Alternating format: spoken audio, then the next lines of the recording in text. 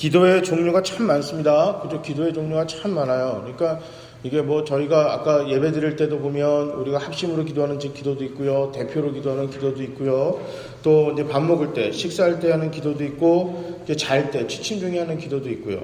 이제 또 이제 뭐 여러 가지 뭐 우리 또 어떤 특별한 기도 제목을 가진 특별 기도도 있고, 하여튼 기도가 참 많습니다. 또 이제 상황적으로도 이제 평상시 그냥 우리가 그냥 이렇게 평범하게 하는 그런 기도도 있고, 위급하거나 어려운 상황에 처해졌을 때 막 그럴 때 기도가 이게 태도도 다르고 나오는 말도 좀 이게 다르지 싶습니다.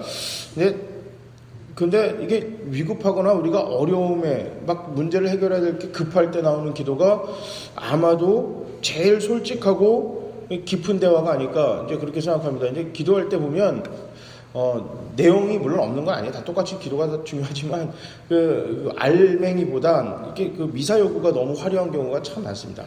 그러니까 음식으로 보면 이게 예를 들면 그 떡국이 나오면은 그 떡국에는 국물하고 이제 떡이 잘 들어있어야 되는데 그게 아니라 그 옆에 올라가는 고명들이 너무 화려한 거예요. 실제 고명들을 먹고 다 재해보니까 떡이 별로 없어요.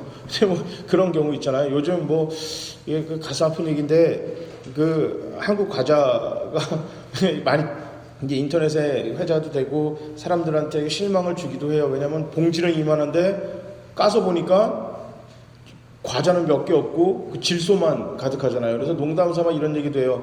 우리는 과자를 사는 게 아니라 질소를 사고 과자를 덤으로뒀다. 이제 뭐 그런 식으로 이렇게 얘기하는 경우가 있어요. 근데 우리 기도가 실제로 내용은 없고 실제 내용은 없고 그냥 그렇게 그냥 겉모습만 화려한 기도를 할 때가 굉장히 많습니다. 오늘 본문은 얕은 물가에서 첨벙거리면서 노는 단계를 뛰어넘어 깊은 물가에서 헤엄치는 듯이 하는 기도에 대해서 한번 알아보고자 합니다. 자, 그래서 오늘 설교 제목은 겁없는 기도입니다. 겁없는 기도. 간큰 기독교인이 되자라는 건데 우리가 이게 주기도문 굉장히 자주 하시잖아요. 너무나 많이 합니다. 하늘에 계신 우리 아버지요. 뭐 이게 뭐 그냥 마치 주문해 오듯이. 그래서 어렸을 때 저 이제 그 국민학교 다니고 주일학교 다닐 때 어린이 교회에서 이제 그 친구들하고 이제 막 이제 주기도문 막 외우고 교회에서 외우고 뭐 할 때 누가 더 빨리 하나 막 시합하고 그랬어요. 전도사님은 이제서야 뭐 나라 임하오시며 뜻이 하늘에게 이루어진 것같이 땅에서도 이루어지길 원합니다라는 거기서 맞췄는데 친구들하고 하도 빨리 하고 우리 이미 끝났어요. 이미 끝난 거예요. 누가 빨리 하나 시합하느라고. 그러니까 뭐 이렇게 성경을 외우고 기도문을 외우는 건 참 중요하지만 어렸을 때야 그렇다 쳐요. 어렸을 때야 막 그냥 누가 빨리 하는 거가 대단한 거고 토시 하나 안 틀리고 외우는 거가 참 대단해 보이지만 이게 실제는 그게 그 어린 나이 그 몇 년 1, 2년 뭐 그렇게 해야 말아야 될 그럴 기도를 평생 살면서 그렇게 할 때가 있다는 거예요.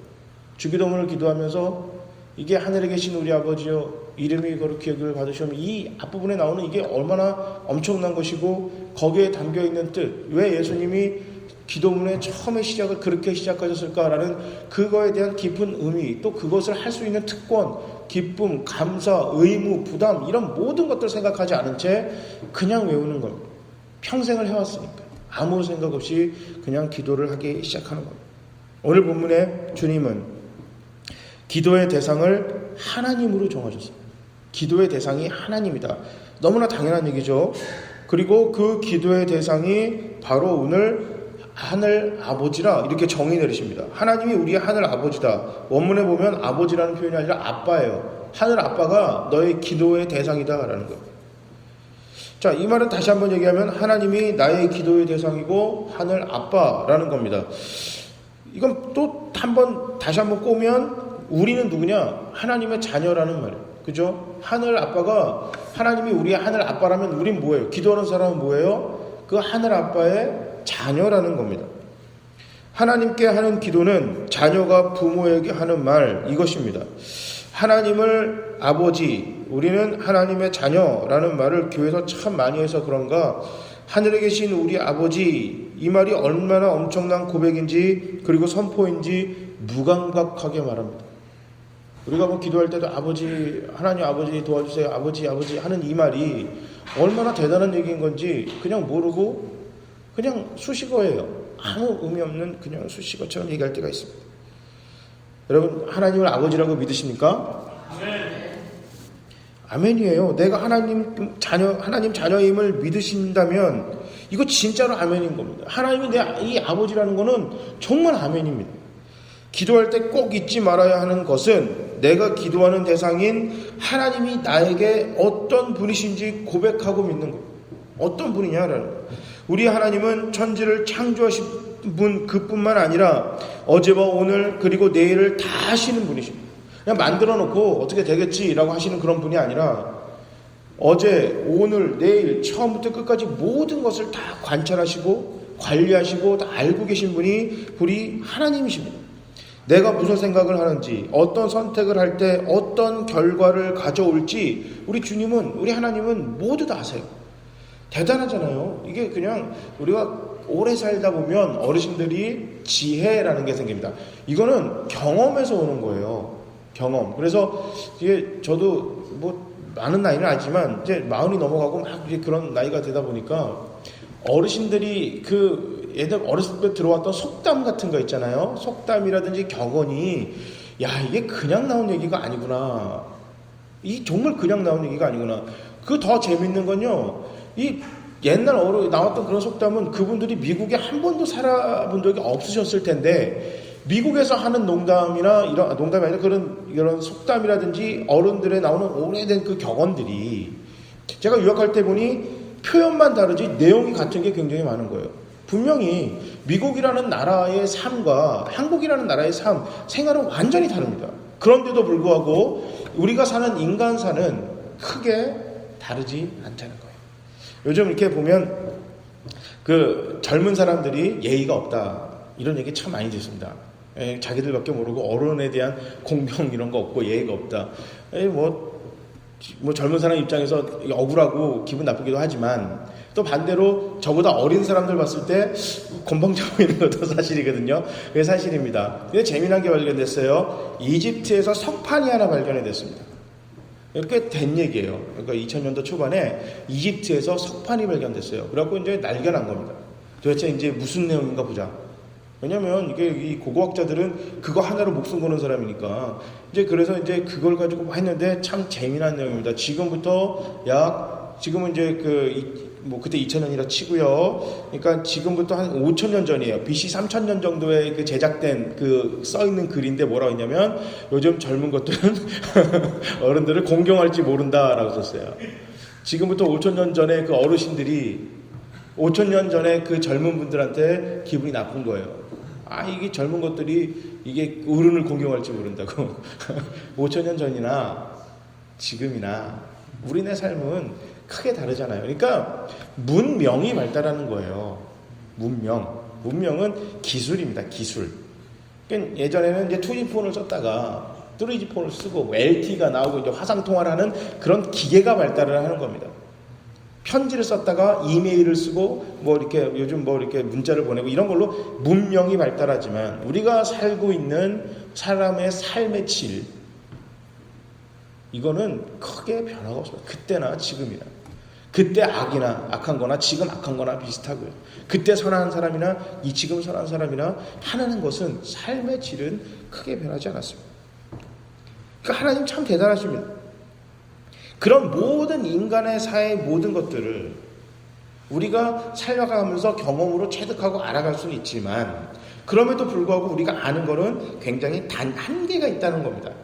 아무리 100살을 살고 200살을 살아도 거기서 나올 수 있는 경험과 지혜는 한계가 있는데 하나님은 천지를 창조하시기 전부터 계셨고 천지를 창조하셨고 그 다음에 마지막 끝나서 영원히 심판이 오는 그 순간 또 그 다음에 영원히 그 모든 것들을 지날 모든 것들을 하나님이 다 아우르신다라고 생각했을 때 이거 하나님 정말 대단하신 거예요. 이건 우리랑 상대할 수 없는 존재입니다.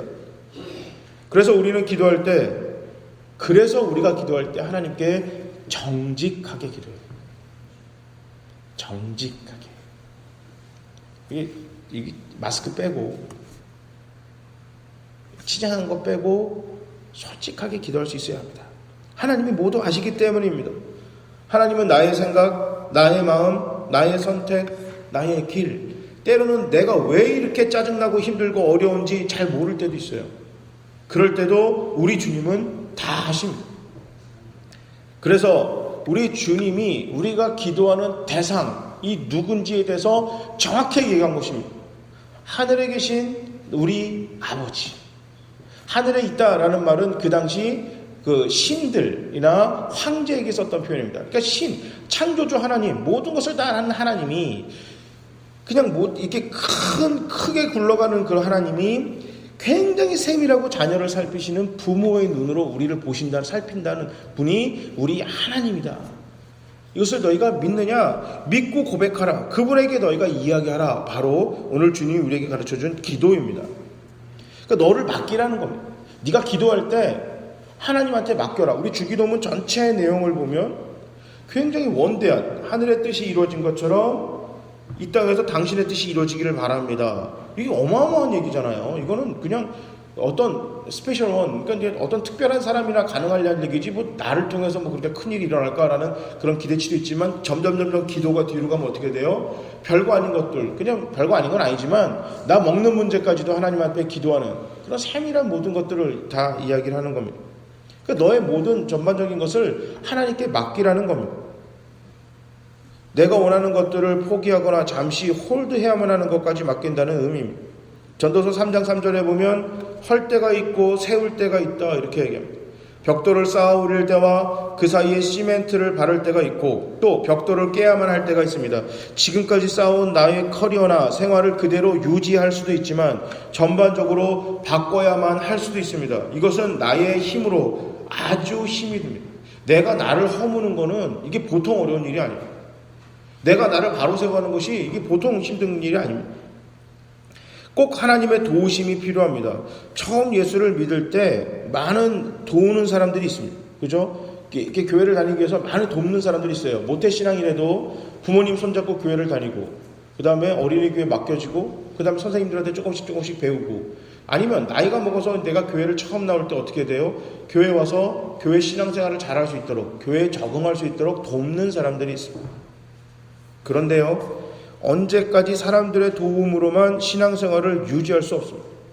이게 의타적인 경우, 그러니까 교회는 이런 거야. 그 교회에서는 도움을 받아야 돼 라는 생각을 가지고 있으면 그 생각을 갖는 사람은 스스로 자기가 무엇을 할까라는 생각을 하지 못합니다. 그냥 시키는 것만 하고 그 다음에 그 교회에서는 이렇게 해줘야지라고 합니다. 그러니까 이제 그 미국에서 이제 목회를 할 때 그 부목사학을 쓸 때 뉴저지에서 이제 청년부를 했어요. 근데 그 뉴저지에 있던 그 청년부는 그 유학생들이 거의 대부분입니다.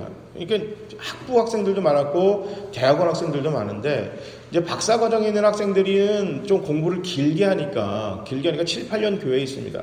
그러나 대학원은 대개 2년 코스거든요. 그러니까 2년만 그 교회에 있고요. 학부야 뭐 한 3, 4년 이렇게 다니다가 바꾸겠죠. 그러니까 평균적으로 한 3년, 4년이면은 다 떠나요. 그러니까 그 교회에 처음 왔다 그래도 한 4년쯤 되면 굉장히 이제 교회에 고참이 되는 겁니다. 자, 그런데 제가 이제 그 교회 부임한 지 2년 반 정도 됐을 때 어떤 청년이 그 학기마다 우리가 이제 1월달, 9월달 이제 그 공원에 나가서 고기를 꺼먹어요. 그 신입생들 환영하는 그 삼겹살 파티를 하는데 3월달이랑 1월달 맞죠? 그렇게 하는데 그 한 친구가 진짜 구석에서 인상을 막 쓰고 있는 거예요. 그래서 왜 그러고 있니? 이러니까 우리 교회 청년들은 사람을 안 챙긴다는 거예요. 그래서 왜? 그러니까 아니 뭐 지들만 좋은 사람들끼리 모여서 고기나 꺼먹고 막 그런다는 거예요. 그 제가 너무가 어이가 없었습니다. 그 친구가 교회를 다닌 지 3년이 됐거든요. 근데 그날은 뭐 하는 날이에요? 교회를 처음 나온, 미국이라는 데를 처음 나온 신입생들 초청해서 고기를 주는 거예요. 근데 자기는 지금 이 교회 나온 지 3년이 된 친구가 고기를 꺼서 자기한테 잘 안 챙겨준다고 삐져 있는 겁니다. 제가 그랬어요. 그 친구한테. 너 나보다 이 교회 더 오래됐어. 내가 이 교회 다닌 것보다 네가 나보다 더 오래됐어. 네가 언제까지 너가 이렇게 챙김 받아야 되냐? 언제까지 섬김을 받아야 돼? 섬김 받지 말고 좀 가서 섬겨라. 새로 섬겨라. 그렇게 얘기를 했던 기억이 납니다. 그런데요, 그게 그냥 그 청년 하나의 이야기가 아닙니다. 교회는 이렇게 다니다 보면 누군가가 나를 도와줘야 되고 계속해서 나는 도움을 받아야 되는 존재, 이렇게 생각하는데 틀리진 않습니다만, 신앙생활이 언제나 누군가의 도움을 위해서만 내가 바로 설 수 있는 사람은 성장하기가 쉽지 않습니다. 아이가 넘어질 때가 있고 또 조금 넘어지는 거를 바라만 봐야 될 때도 있어요. 그죠? 그래야 이제 걷고 뛰고 할 수 있으니까. 그 수영을 배우고 하려면은 언제 수영을 배웠어요? 안 배웠으니까 가서 물도 좀 먹고 빠져도 보고 그 다음에 이렇게 팔도 이상하게도 접보고 해봐야 거기서 점점 수영이 발달하듯이 우리가 신앙생활을 할 때 초반에는 잘 모르니까 도움이 필요하고 중간중간 올바로 갈 수 있도록 코치가 필요한 건 사실이지만 신앙생활하는 전반적인 부분에 도움을 요구하는 거는 이거는 굉장히 그 발전 없는 그 자리에 머물러 있을 수밖에 없습니다. 자, 예수를 믿기 시작한 후로 생활 속에 변화를 가져와야만 할 때가 느낄 때가 있어요. 아, 이거 이대로 사는 게 이게 맞나? 라는 도전을 받을 때가 있어요. 뭔가 조금 내가 지금보다는 더 괜찮은 크리스찬으로 살고 싶다라는 그런 욕망을, 그런 생각을 느낄 때가 있습니다. 요구가 느껴질 때가 있는데 그때 사람을 찾기보다 가장 먼저 성령님의 도우심을 찾으시기 바랍니다. 예전에는 문제가 없었던 생활 습관들을 하나씩 깨야만 할 때가 분명히 옵니다. 지금까지는 전혀 문제가 안 됐는데 교회를 다니다 보고 내가 신앙생활을 하고 기도를 하고 하나님 말씀을 읽다 보니까 바꿔야 할 그런 문제와 직면할 때가 오더라. 근데 그거를 내 혼자 힘으로 아니면 누군가의 도움으로 깬다? 거의 힘듭니다. 하나님의 도움을 요구하시길 바랍니다. 그때 내 힘으로 깨우고 고칠 수 있는 것들도 있지만 도무지 안 되는 것들이 분명히 있을 때 성령님을 초청해야 합니다. 깨시옵소서, 나를 깨소서라는 위험한 기도를 해야 됩니다. 이게 하늘에 계신 우리 아버지께 하는 겁니다. 이름이 거룩히 여김을 받으십시오라는 말은 뭐예요? 내가 하나님을 하나님으로 인정한다는 거예요. 나의 부모이자 천지를 창조하신 창조주로 내가 인정합니다라는 거예요. 그래서 뭐예요? 오늘 본문에 보면 하늘에서 이루어진 그 뜻, 하나님의 원대로 질서를 잡힌 그 질서가 이 땅, 내 삶에 나한테 들어와서 그 질서가 나에게도 나의 질서, 나의 기준이 되기를 바랍니다. 이게 주기도문 처음에 시작하면서 그 기도를 하는 거예요. 내 삶으로 내가 원하는 방식으로 세상을 사는 게 아니라 하나님이 원하는 방식으로 세상을 살겠습니다. 그러니까 나를 깨야 됩니다. 방법을 바꿔야 돼요. 가문이 바뀌었는데 아직도 옛 가문의 관습을 쫓아 살고 있습니다. 세상의 자녀에서 하나님의 자녀가 되었음에도 불구하고 아직 나를 둘러싼 내 삶의 대부분이 아직 하나님 아버지를 신뢰하고 믿지 못하게 만들기 때문입니다. 하나님을 아버지로 당당히 부를 수 없게 나를 주저하게 만드는 모든 것들을 깨부수는 간큰 기도를 해야 됩니다. 간큰 기도를 해야 돼요. 하나님 아버지, 하늘 아빠, 우리 하늘 아빠에게 그것을 고쳐달게 해달라고, 나를 고칠 수 있게 도와달라고 그런 간큰 고백을 해야만 합니다. 그런 겁없는 기도를 해야 돼요. 왜 그게 간클까요? 지금까지 익숙하지 않은 것들을 해야 되니까. 내 힘과 내 능력으로 안 돼요. 한 번도 가지 않았기 때문에 두렵습니다. 두려워요. 사람은 한 번도 안 간 거는 두려워합니다. 이게 어쩔 수가 없거든요. 익숙치 않은 것에 대해서 사람들은 불편해하고요. 그 익숙치 않은 것을 무서워합니다. 무서워해요. 왜 인종차별이 있을까요? 그 사람들이 불편하니까 그래요. 두려워서 그래요. 왜냐하면 우리랑 색깔이 다르거든요. 우리랑 말이 다르거든요. 그러니까 처음부터 무시하고 나오는 게 아니라 이게 두려운 거예요. 익숙치가 않습니다. 그런데요, 만약에 많은 인종들이 섞여 사는 동네에 태어났으면 그곳에도 분명히 차별은 있지만 그 다름을 보는 거에 대한 두려움은 없을 겁니다. 우리가 하나님도 마찬가지입니다. 하나님이 말하는 신앙인으로서의 삶, 크리스천으로서의 삶을 살아가는 게 두렵습니다. 그러니까 변화가 무서운 거예요. 감동까지는 어떻게 받을 수 있어요? 우리가 감동을 은혜라고 착각하는데요. 은혜 받았다라는 그런 말을 씁니다. 근데 그거는 은혜가 아닙니다. 감동이에요. 감동은 하나님의 말씀이 아니어도 받을 수가 있습니다. 영화나 음악이나 좋은 글귀를 보고도 우리는 감명을 받아요. 이건 감동이지 은혜가 아닙니다. 은혜는 변화입니다. 바꾸는 것입니다. 바꾸기 위해서는 내놓아야 돼요. 내려놓아야 되는데 이게 무서운 거거든요. 어렸을 때 중고등부에서 이렇게 수련회를 가면 저랑 제 동생은 부모님을 쫓아갔어요. 왜냐면 부모님 다 아시니까. 그러면 저희는 뭐를 하냐면 아침에서 눈을 뜨자마자 빨리 밥 먹고 이게 강이든 바다든 무조건 나가는 거예요. 하루 종일 수영하다고 있다 보면 어머니가 이제 밥 먹어라 라고 부르면 가서 점심 먹고 누가 뭐 쫓아내듯이 막 또 뛰어들어가서 또 광물이나 이런 데 뛰어서 놀고 막 이렇게 놀았어요. 수영을 배우기 전이었어요. 수영도 배우기 굉장히 어렸을 텐데 이제 그 한탄강 쪽이었던 것 같아요. 근데 거기 물살이 빠르잖아요. 투구 갖고 이제 동생이랑 놀고 있는데 여기서 한 2m? 2m도 안 돼요. 1m 조금 넘는 이렇게 거리에서 저희 아버지가 이거 투구 벗고 아빠한테 오라는 거예요. 그러니까 이제 분명히 아버지가 힘도 세고 팔을 내뿜으면 잡을 수 있는 거리에 뭐 내가 수영할 필요도 없어요. 그냥 이렇게 휙 뛰어들기만 하면 바로 잡을 수 있는 곳인데 제가 못 들어가는 거예요. 아버지를 못 믿는 거예요. 아빠를 못 믿는 거예요. 내가 어떻게 믿어? 저러다 내가 죽으면 어떻게 돼? 이러고 있는데 제 동생은 그냥 휙 뛰어 들어가는 거예요. 그러니까 이게 제 동생은 그냥 아빠하고 확 뛰어 들어가니까 이렇게 조금 이렇게 쭉 쓸려가면서 아버지가 딱 잡고 끌어오니까 재밌는 거죠, 이게. 그러니까 또 계속 하는 거예요. 그거를 보고 있는데도 저는 못해요.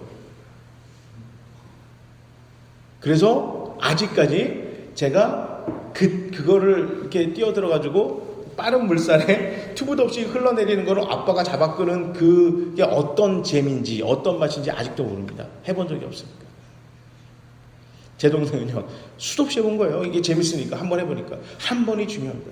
나를 맡기는 그 한 번이 중요해요. 근데 목사로 평생을 살아도 평생 신앙생활을 했어도 하나님께 맡긴 기억이 단 한 번도 없으니 간 큰 기도를 못하는 거예요.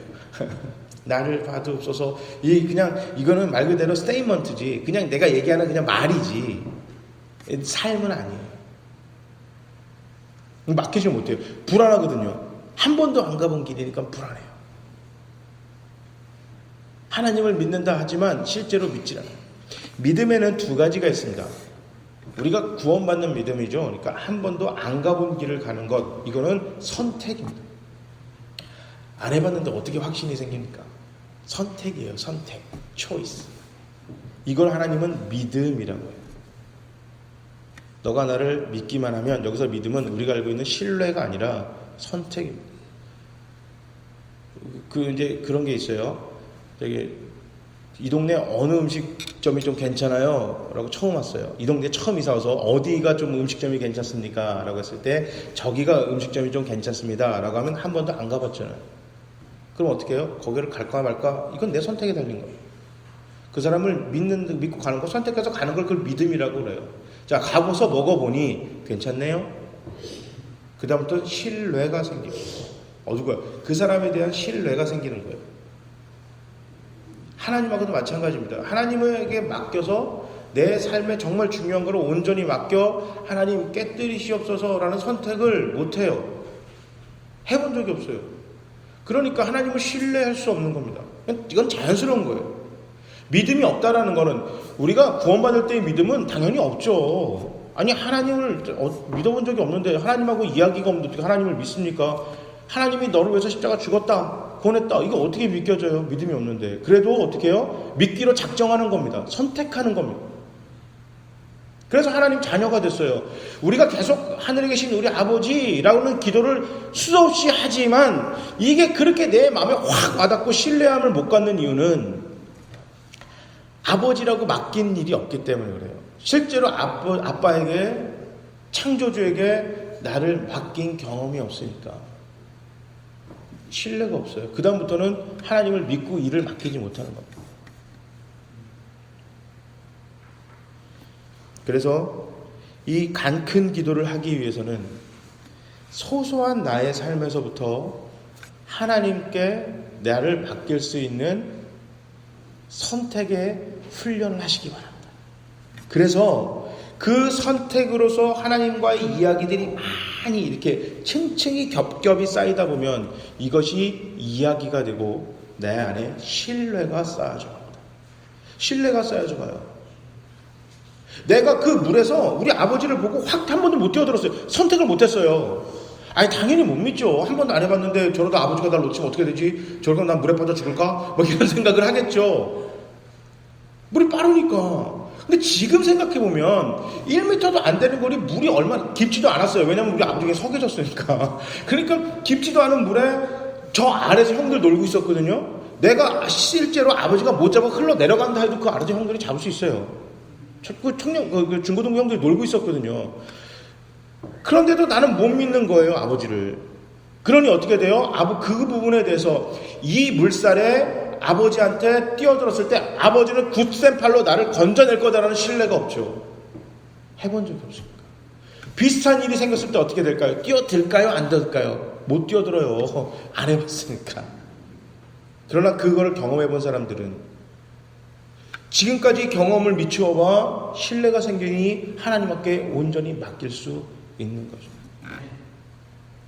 우리 예수님이 주기도문을 통해서 우리에게 이것을 알려주는 거예요.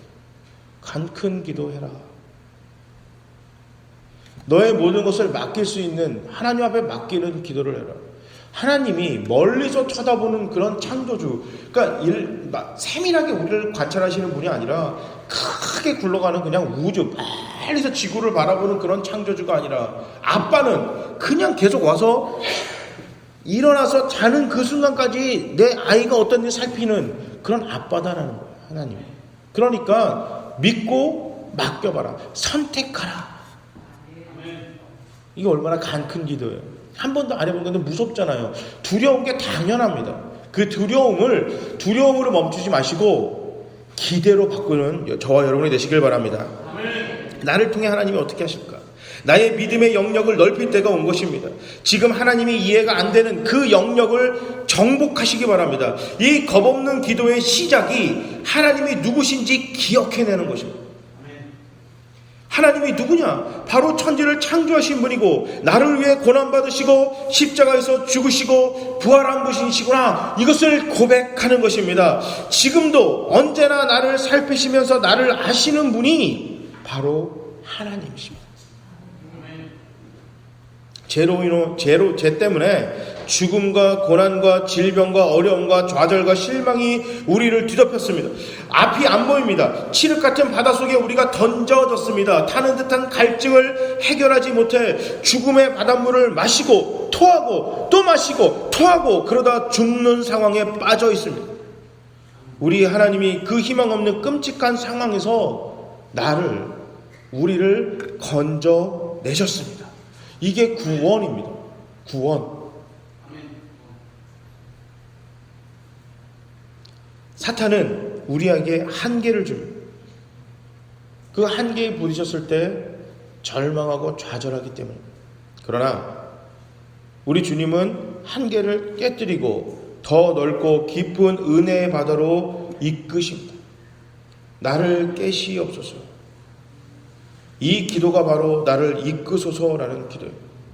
나의 인생, 재능, 돈, 힘, 미래 모두 하나님께 맡기시기 바랍니다. 이거 쉽지 않습니다. 그렇기 때문에 소소한 것부터 훈련하시기 바랍니다. 오늘은 만나는 사람한테 환하게 웃으면서 한번 인사해줘 보자. 오늘은 내가 운전할 때 평소에 운전 습관이 안 좋아요. 내가 가능한 한 죽었다 깨도 신호는 무조건 지킨다. 주황불에 무조건 한번 서본다. 오늘은 차 10대만 양보해보자.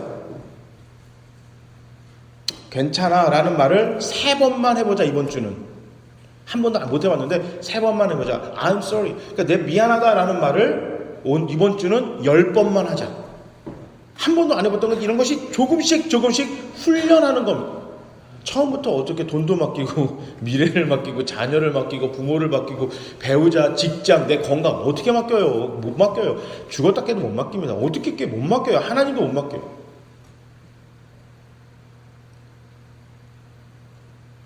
학벌, 은행 여기는 맡길 수 있는데 보험 여기에는 맡기는데 하나님께는 못 맡깁니다. 그래서 훈련이 필요합니다. 땅에 떨어진 휴지 지나갈 때 보이면 한번 주워서 버려보자. 이런 이렇게 가게나 백화점 갔을 때 요즘은 자동문이지만 만약에 이렇게 여는 문이 있으면 다른 사람 이렇게 할 수 있도록 내가 한 번만 더 좀 잡아줘 보자. 잘 가는 아파트 사시면은 만약에 예를 들어서 경비원 아저씨가 있으면은 수고하십니다 웃으면서 한마디 한번 던져보자. 이런 모든 훈련이 쌓여져서 그런 게 어려운 가정에 살 때 오늘은 내가 이걸 가지고 한번 기도해볼까? 시간과 이런 모든 것을 하나님께 조금씩 맡겨볼 때 그때 조금씩 더 겁 없는 기도가 나오게 되는 것입니다. 나의 한계를 하나님이 깨시고 깊은 곳으로 우리를 이끄십니다. 등산할 때 산은 평지와 구름, 계곡과 산등성, 절벽 등으로 이루어져 있습니다. 등산하다 보면 계곡도 만나고 평지도 만납니다. 하지만 때로는 절벽을 타야 될 때도 있습니다. 그 모든 것이 다 산입니다. 우리 하나님은 산과 좀 비슷한 것 같아요. 신앙생활이 마치 하나님이라는 산을 경험하는 것입니다. 어느 날은 아주 아름다운 꽃밭을 지나가기도 하고 새가 지저귀는 계곡에 발을 담글 때도 있습니다. 또 계속되는 오르막에 지치기도 하고 더운 여름이나 추운 겨울 눈밭을 올라야 할 때도 있습니다. 절벽을 만날 때도 있습니다. 위험에 부딪히기도 합니다. 그래서 때로는 은혜 받아서 좋기도 하지만 힘들고 두려워서 전전긍긍하기도 합니다. 그래도 언제나 잊지 마시기 바랍니다. 우리는 우리를 살리신 하나님의 산을 타고 있는 것입니다. 하나님을 보고 있는 것입니다. 하나님을 바라보고 가는 것입니다. 세상의 산, 사람을 죽이려고 만든 그 산에서 헤매고 있지 마시기 바랍니다. 우리를 살리는 하나님만을 바라보시기 바랍니다. 스케이트 탈 때 코너가 있어요. 코너에서 꼭 절대 하지 말아야 될 게 내 발 보는 겁니다. 무조건 넘어져. 스케이트에서 이게 코너링이라 하잖아요. 이 롤링을 할 때 끝나는 점을 바라봐야 돼요. 거기서 눈 띄면 안 돼요. 몸이 이렇게 틀어져도 머리는 항상 끝나는 점을 보고 있으면 아무리 스피드가 빨라도 거기서 벗어나지 않습니다. 그러나 스피드가 빨라지니까 무서우니까 어떻게 돼요? 속도를 줄이게 되고 내 발밑을 봐요. 무조건 넘어져요. 인생이 평탄할 때는 때로는 우리가 시선을 다른 데 볼 때도 있습니다. 하지만 하나님께 맡겨야 되는 그런 시간이 다가왔을 때 그 타이밍에 누구를 봐야 돼요? 하나님만 보시기 바랍니다. 안 그러면 넘어집니다. 자동차나 이렇게 스케이트 이렇게 코너링 할 때 보면 몸이 이렇게 기울어집니다. 그게 자연스러운 겁니다. 그래야 더 빨리 더 안전하게 돌 수 있는 겁니다. 우리의 목적지 하나님 앞에 서는 그 장소에서 눈을 떼지 마시기 바랍니다. 모든 것을 맡기십시다. 겁없는 기도합시다. 하나님 나를 맡아주시옵소서. 오늘 하루 내 평생 남은 평생을 하나님께 맡겨주시옵소서. 내가 언제 하나님 앞에 서는 그날이 될지 모르지만 하나님 내 일평생을 주님이 맡아주시옵소서.